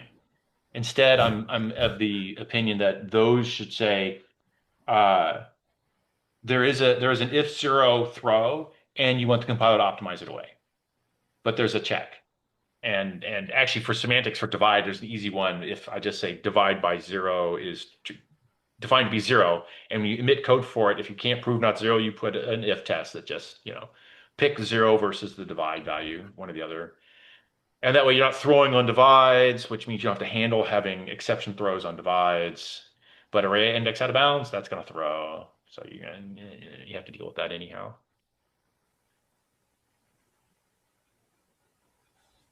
So we ever settle this out here? By the way, Aaron, I like Simon's switch syntax better than your cat bark meow quacks. What was Simon's switch syntax? I didn't look at it. I could only brutally abuse it here. Let me see if I can get close. Unless Simon wants to hack. Is Simon you still on? You want to hack? Something like if cat and then how did you said is a cat and then Yeah, roughly like this. cat dot Ah, not bar. then just that just normal curly braces. Say It's what? like curly braces instead of the arrow. It's like a core idea that we are not having a separate sub-language just to introduce branches. Would you correct my syntax here? Sure, Let's see here. Dog. I'll try Oh set no. the Okay, I'll quit. You um, just go hack it. Something. You had a couple things that look reasonable to me. Some things I don't like. Some things like the indentation bit was like, eh. yeah, indent it differently. But the dot dot dot The was thing before the arrow is just an arbitrary Boolean expression. Exactly. You can the idea. Sorry, I just the Google Docs editor is not and working the well. dot dot dot is repeating the if value. It's like do the expression on the if, put it in a temp, and where he says dot dot dot, that's the temp being used over and over again. And then you have yeah, I think it's arbitrary Boolean. Right, arbitrary Boolean expression.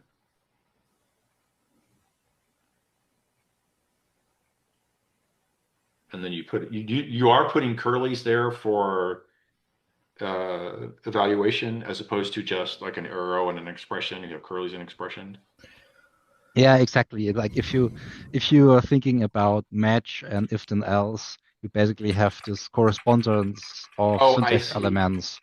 So You're like basically, this is like your if then your else. default in matches is called else in ifs, Right. and your arrows in matches is just a curly brace and later a closing brace in ifs.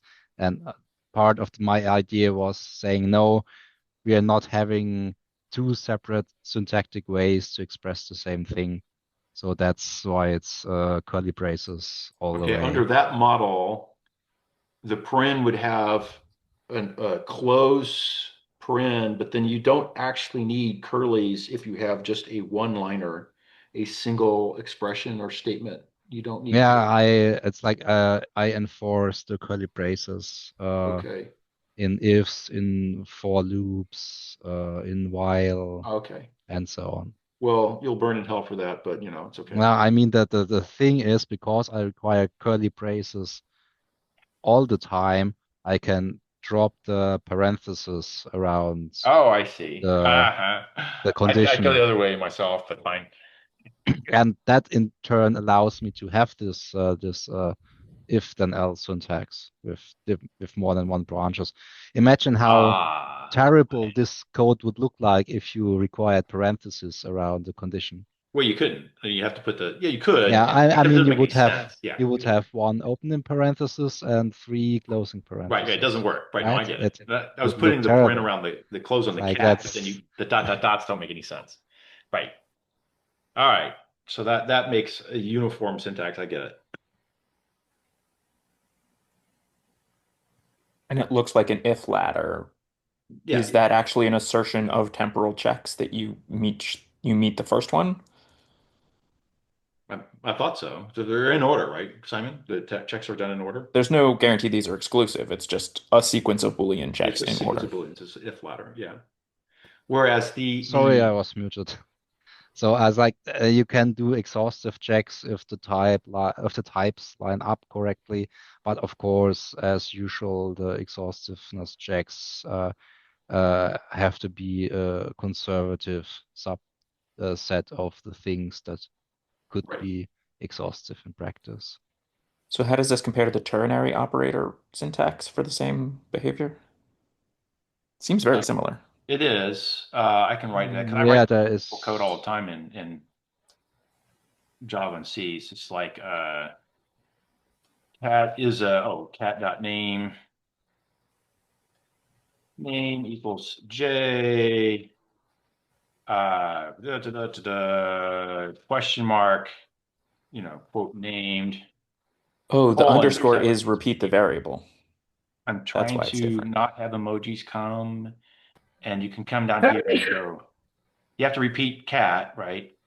Is a dog, question mark, whatever, dog dot bark, colon. So you just, oops, this goddamn emoji thing. Cat dot is a cat, question mark, cat dot, meow, colon, and quit that. So let's call this dog. Yeah, something like that. So you can just write in, this is legal syntax for Java, I think for C.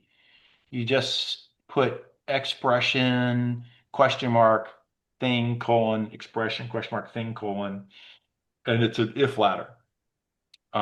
Straight up. It's not terrible, but you repeat cat over and over and over again, which is fine for cat, but bad if that's a complicated widget, and then you end up putting a temp on it, Yeah, I which mean, if it's a name that a Java programmer picked, that would be bad.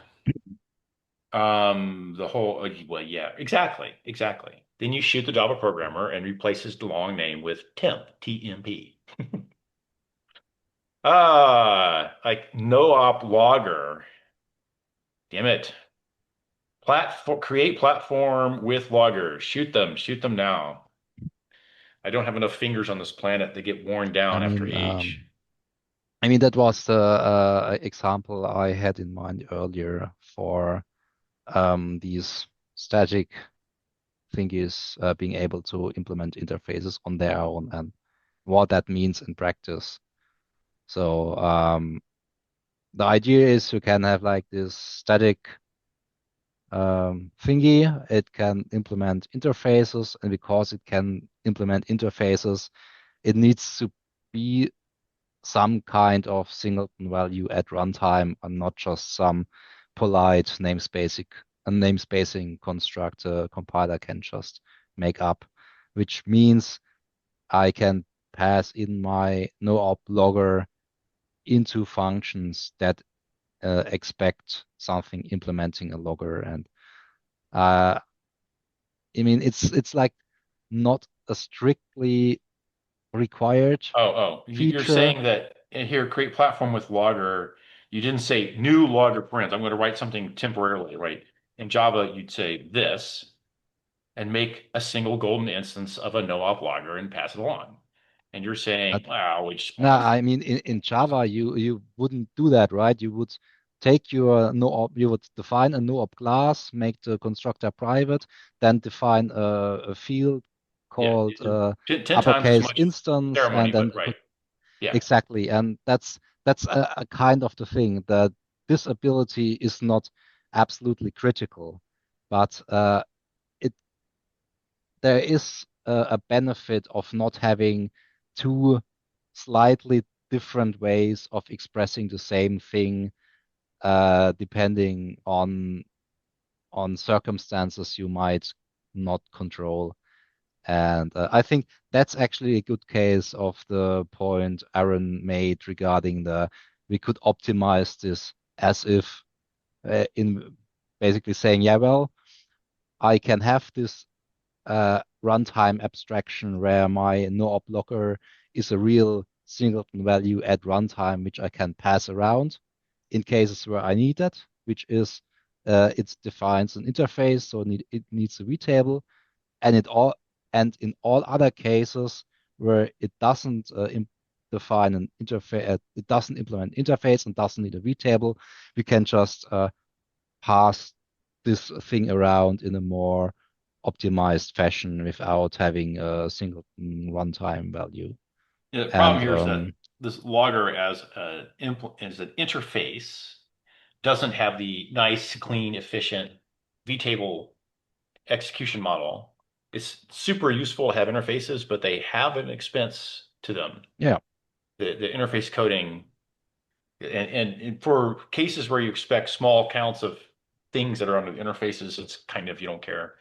It's a but vcall. It's not terrible. But if you're but doing interfaces all the time, like some of these Python, JRuby folks try to do, they die here.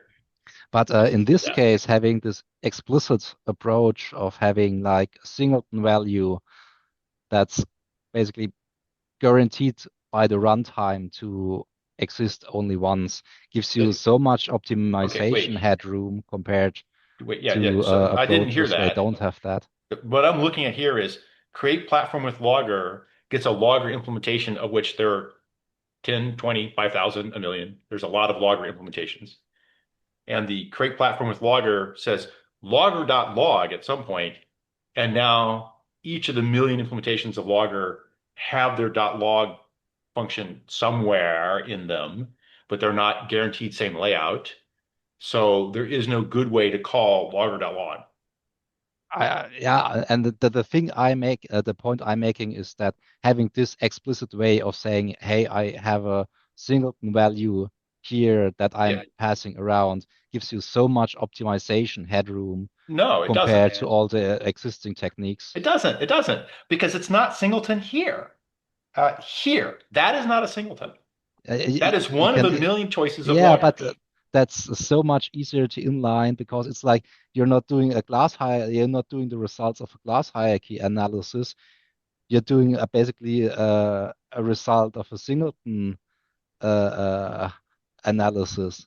It's like you don't even need to worry about classes because if you see this one value passed around, you can Okay. basically inline everything because nothing, if you pass in this value, nothing ever Okay, um, if will. this is strictly a compiler optimization, then you don't need this either because the runtime just counts how many instances of no-op logger are ever made. There's only one.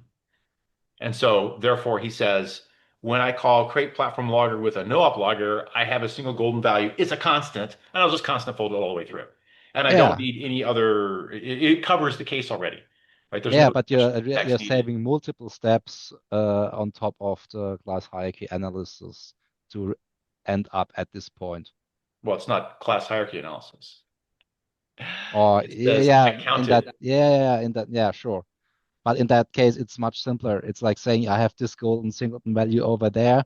I'm passing it Yeah. in. I can inline everything, or I can at least determine I can cache exactly this value.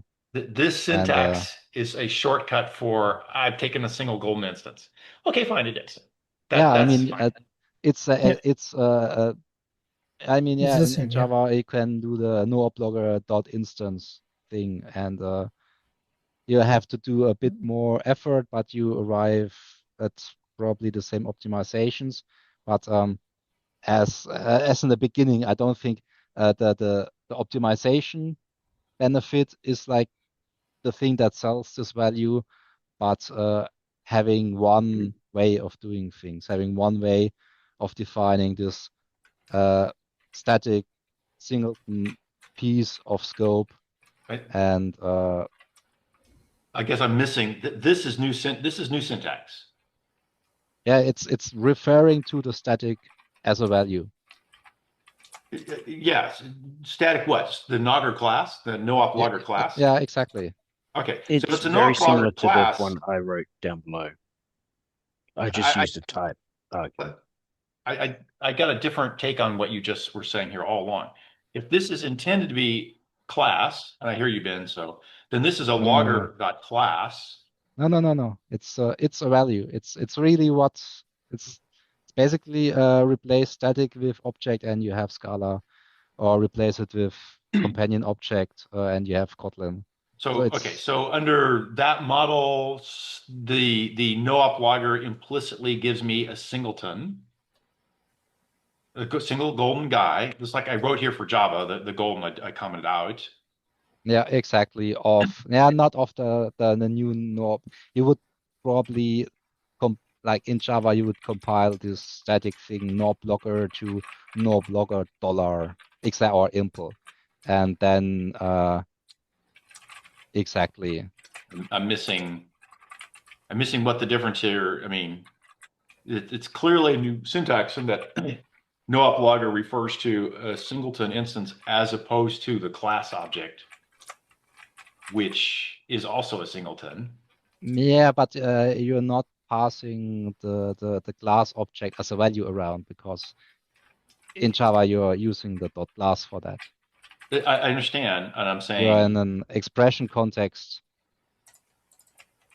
I'm saying It's a singleton. If I'm passing a singleton around, why not just pass the class version as the singleton of question? I don't. The logger imp. Yeah, you have So blue logger. mirrors everywhere. It's very funny. Typos are fine. Don't worry about it.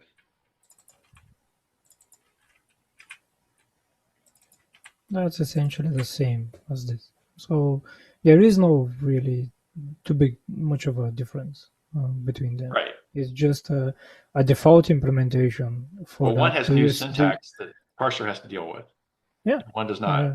Okay. I wouldn't call it new syntax. I mean the foo or the no op logger has already existed, but previously it was only valid to pass around uh, the if you like put a dot after the logger and call the method or used a field, and now you're passing it as a value.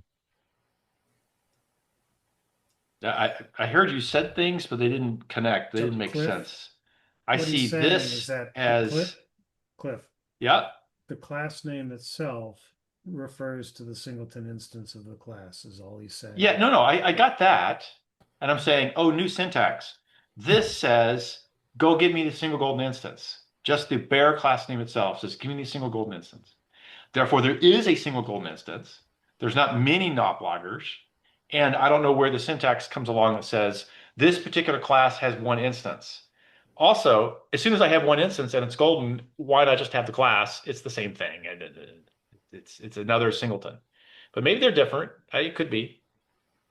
Um, I'm not I'm not buying it as a syntactic shortcut of value for just saying give me the not blogger.golden in terms of what I want to do with class names that are bare, floating around class name. I use class names bare because from my parser's point of view, that gives me the class object. Now I can say dot .py, dot .golden, dot .whatever. It's just another field lookup on another object. There's no separate special for being a class object by the time I got an object out of it. I mean, it's a good way to get to constructors if you've got like 12 constructors. Yeah. I can say not blogger dot something. Actually, the not blogger has, right, not blogger of new, well, there's the new keyword or not. So if you drop the new keyword, the not blogger of open, close, curly, parens, and arguments says something special. Go find a function in the not blogger class called not blogger, which takes these arguments and it shortcuts the Is there syntax to get to them. particular value in having a new keyword over just notblogger.new paren? There is, but Just have that be the default constructor name purely by convention? Yeah, right. That's a good one. so you can get rid of the new keyword, but it does cause ambiguities in some syntaxes. That's So what I it's- was, yeah. I'm just a heading Fix for getting rid of the new ambiguities. keyword. I can get rid of the ambiguity. And then what is the syntax when you say class name and then what happens afterwards? If it's open close paren, you got a constructor. And if it's dot field, you got a field. And if you in the expression, then you get the class object directly. That's my current parsing of not blogger. In the case of create platform with logger, not blogger doesn't say give me the golden instance. This is give me the class as a golden instance of the one not blogger class. But And that's if I not say going to brace, change. brace, then I'm instantiating the struct, or Yeah, and if you say, well, right, if you say brace brace, yeah, that's a new. I make a new not blogger, and that's what I would use here. Not actually golden. I would just say not blogger brace brace. You get a new not blogger.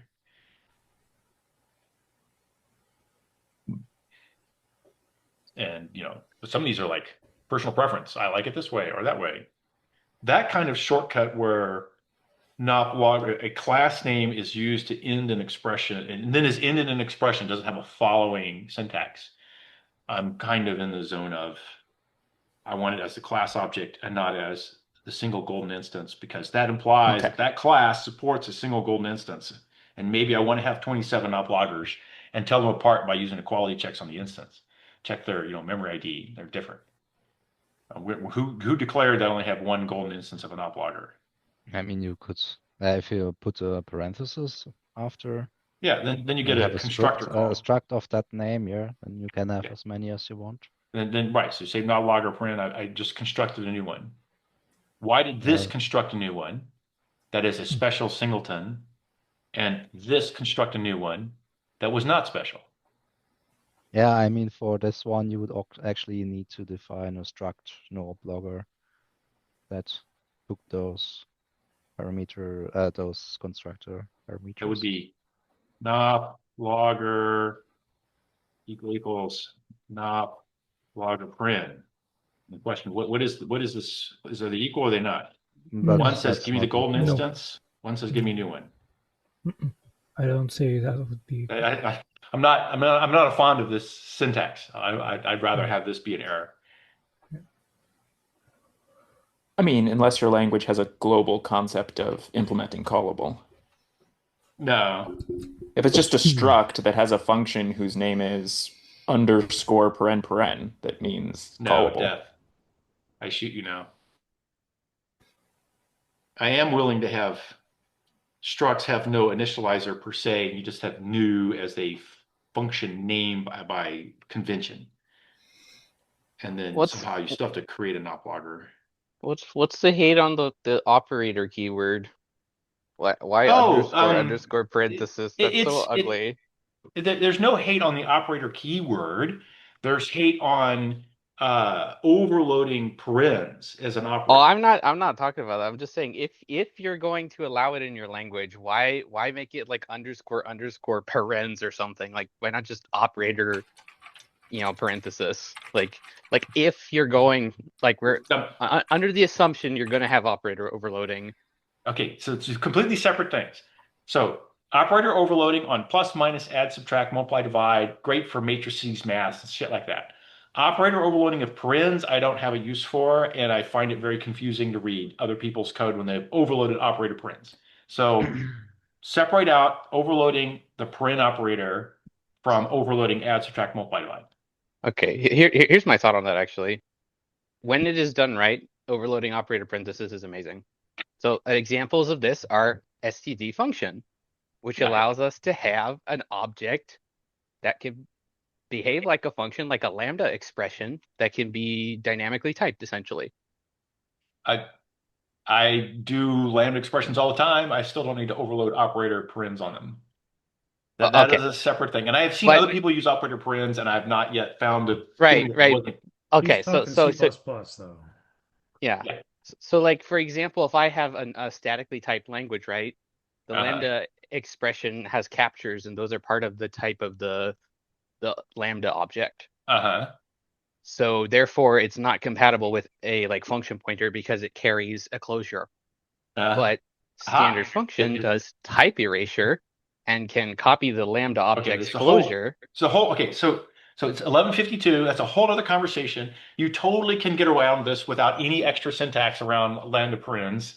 And I do so all the time. It's not like a big deal. But let's not start that long conversation at 1150. This is like, bring it up next week. You were here for a while. You had stuff last week. You were going hammering tongs and hammers, whatever, last week. And we stopped somewhere in the middle with it like half pending. I would love to have seen more on that. Fine. Next week. Yeah. I'm looking to more here and wrap up, but operator parens are a whole nother ball of wax. And how to do lambdas is that's another there's things to be done there. It's not hard to do. But it's different. So that's a big talk. If you do allow for matrices though, and you want those matrices to act the same independent of they are implemented as arrays or whether they're implemented as sparse matrices, you probably need some kind of operator overloading for either the bracket operator, the square bracket operator, or the parentheses operator, depending on what your language is using for the matrix coordinates. I'm okay with square bracket overloading also, but not round paren overloading, which shows up in a lot of other contexts. So that's the reason that one. There's a lot of people use parens for a lot of things, whereas square brackets generally go on arrays, like not doing the type generic things that go on arrays. So therefore, you're overloading an array lookup. Okay, fine. And that turns into dictionary lookup on key strings, and it turns into matrices that are sparse or not. There are a lot of things that do for operator overloading on square brackets. So I'm okay with that one. Awesome. So I said add struct multiply by. I'll add square brackets. And in fact, I'll do square bracket equals. Oppers, Cliff finds useful, right? Add, subtract, multiply, divide, square brackets, and square bracket equals, which is the assignment version. What I don't know what Google's doing there. Operas, operas. Yes, Cliff finds distasteful. How about confusing to read? And that would be friends. I There's others I'm found sure I find one interesting case. I posted this in the chat, Uh-oh, find the chat. which initially I thought was a joke, but maybe it's not a joke if you think about it. Oh, it doesn't show it for you. Oh wait, now I had to turn on things Oh, here. exactly. So the thing is that maybe equal equal is the only thing you should keep for floating point numbers. And the other ones are actually the crazy overloads that maybe you shouldn't keep if you don't want to have crazy overloads. So say 0.1 plus 0.2 equals 0.3. That's Yeah. going to be false. That's Right. not the fault of floating point numbers. That's the fault that you have introduced crazy operator overloading for plus. Maybe that made sense for int, but maybe floats should have dot plus because it's a completely different operator. So why the heck are you using plus for something that does a completely wrong thing? Oh, I see. It's not the fault of the floating point standard. It is what it is. It's your fault as the language designer that you have used plus because you have overloaded this. Especially Cameron, who complains about C++ using stdc out, arrow to print things. I mean, That is maybe just as crazy as what C++ does. I think that I'm was saying this is a bit crazier. tongue in cheek, but think about it. Really think about this. And the same goes for more operators. This is I think not a floating point number. 0.1 is not really a real number in the real number plane. It is an approximation of a real number. No. It's a floating point number. Why are you talking about real numbers? No. Don't bring up real numbers. Real number is a completely different thing. We are talking about floating point numbers. And again, as language designer, it is your responsibility not to confuse reals with floats. Totally different subject. Yeah, this is right. This is a confusion of reals with floats. Just to weigh in here on the standard, IEEE 754 does say that 0.1 is a floating point number that has an exact representation in IEEE 754. It does, but it is not the real value. As of IEEE 754 2008/R, it has a real representation as a decimal in IEEE. Oh, in a decimal. Oh, God, I'm not going to decimal math. Now, if we just change the example, we get around the decimal math. In binary floating point, which is outside of AI and I don't know what other use cases, is completely worthless. Well, game development, animations, pretty much everything you use in your computer, when you play audio in your computer, when you animate any video in your computer, quite a lot of things you go to computer. It's probably more useful than some exotic weird features like dynamic dispatch in exotic languages like Java. But most people probably use floating point binary all the time. Yes. I mean, I'm find glad that you said binary. Every bridge and every dam in the planet was modeled using IEEE 754 math. So it's useful for something. But decimals are IEEE 754 math, Cliff. As of 2000 something, yes. 2008, yes. Which makes it hard to write an example which breaks, but you can do it still. And the math point is totally spot on. The add operator is taking two funny, interesting values and doing some operation on them, but it's not. Notice he goes further. I think he goes further. Maybe Cameron is gonna write the next sentence. Writing decimal floating point literals should be removed from C. At least when the decimal literal is not exactly a float double, because now we have overloaded the meaning of 0.1 and Yeah. 0.2 to mean binary floats. But maybe that's not what they should mean by default when they type the Right. literal. So there's a lot of interesting thoughts when you think about this. What is being overloaded and what is not being overloaded? Is it the plus? So you're getting closer, Matt. You're getting closer.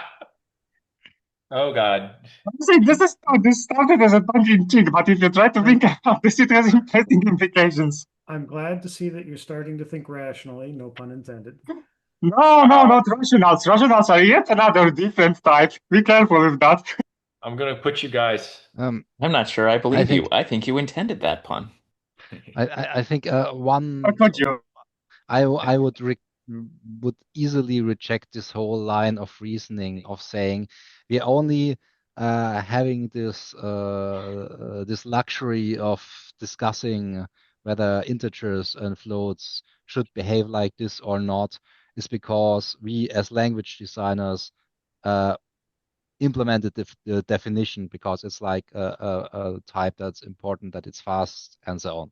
But have a look at it as a library of some kind defined by a third party entity, and especially for floating point, that entity exists. It's like, don't treat floating point numbers as something you as a language designer control. Treat it like 99.9% of third-party libraries where random people do random stuff. And the job of a language designer is to make sure that not everything breaks horribly just because some third-party person has made some interesting implementation decisions. Yeah, I want to add another piece here. This same interesting implementation detail is what allows us to have these computers in the first place and thus have this conversation at all. That every bit of modeling of physics on the planet has gone down this path for the last 40 years, 50 years. Yeah, Maybe there's a better answer, and maybe we want to allow the language to support a better answer sort of transparently. But that's you got a long road to hoe there. But there's still a question of defaults. You, as the language designer, makes those choices. Yeah. So if I were writing, say, an awk competitor today, Hey. I would have gone with a decimal, Des64, like Crawford's Des64, rather than starting with a binary-based floating point. I would do a decimal-based floating point. Because most of the people who use awk are doing things like Yeah. adding a row of numbers, and they expect the behavior they would get out of a spreadsheet. Right, which is doing decimal math on your sense and change. And also, I'll claim that you're not getting a new computer designed via awk. But if someone wants to do a physics simulation, like to some extent, you want people to be able to instantiate the numbers they want, but also it is your job to pick a default that's reasonable. If someone just types int these days, you should give them an int 64 because there's a lot of bugs because you went over 4 billion things, and there's just fewer things that there's 16 billion of in the world. I'll go a little different on that one. I'll say int 32 because if I have a billion of them and they get twice as big, then I ran twice as slow, and that was a bug already for running twice as slow.